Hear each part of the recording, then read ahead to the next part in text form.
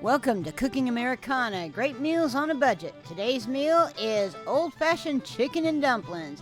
You can make 6 to 8 servings for less than $10, and this is what you'll need. I do have a recipe in the video description. Go ahead and start with water in a pot. We're adding 4 cups of chicken broth, that's that whole box. So I go ahead and punch a hole in the back of it so it pours much easier. Look how much easier it comes out. Now I make my own poultry seasoning. Just add that. Don't forget to like, comment, and subscribe. It will really help me out, and I really need the help, y'all. Go ahead and add your onion powder, garlic powder,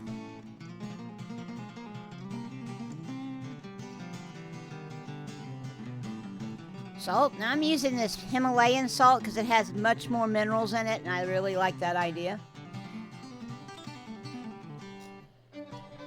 And pepper, fresh ground.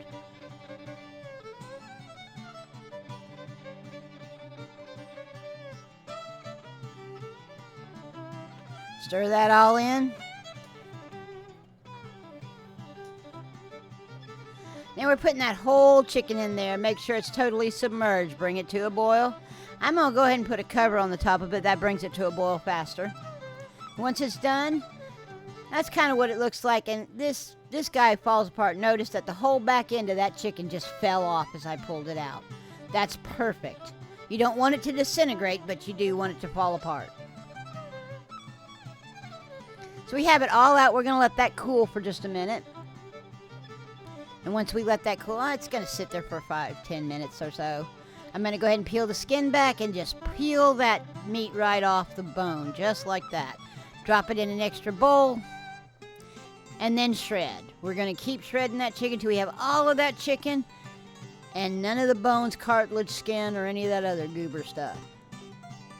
Now we're going to head over and make our dumplings. Start out with cold butter. We're going to cut the butter, part of the stick of butter into quarters like that, and then just little cubes. That's what it'll look like when it's done.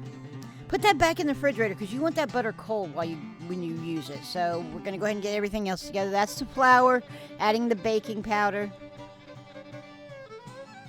and the salt. Again, that pink Himalayan salt. Stir all that together so you get it nice and combined.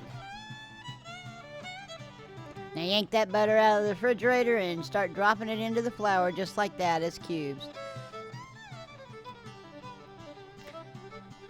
Now we're going to use a pastry cutter here. If you don't have one of those, use a fork, or you can stick it in your food processor. Just be real careful you don't overwork it. You just want to make it into kind of a very powdery sand type thing. So you want that butter all cut into it.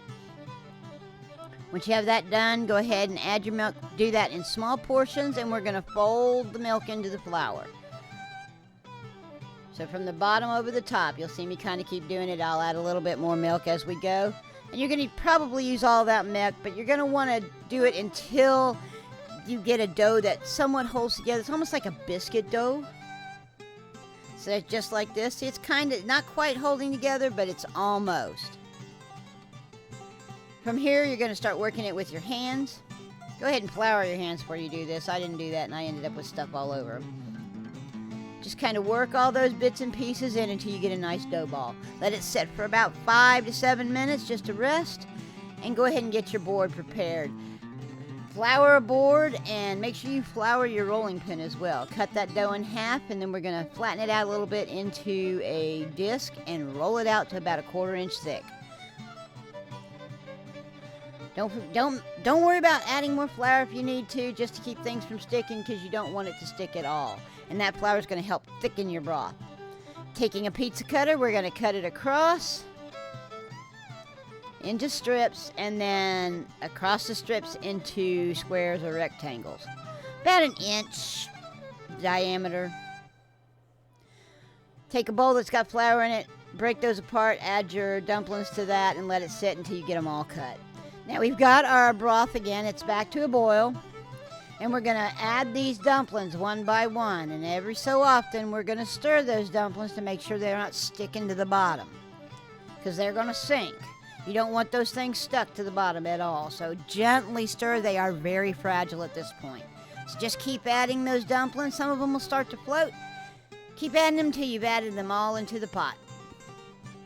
Once you do that, just dump the flour that's in there into the pot as well. Lightly stir, cover it. I put a spoon across to give it a little bit of a vent. It also keeps it from boiling over. We're going to test the dumplings, see if they're done. That was about 10 minutes, 10-15 minutes of cooking time, and they should look like that. I like mine creamy, so I added heavy cream. You don't have to. This is totally up to you, but I like a really nice and creamy gravy.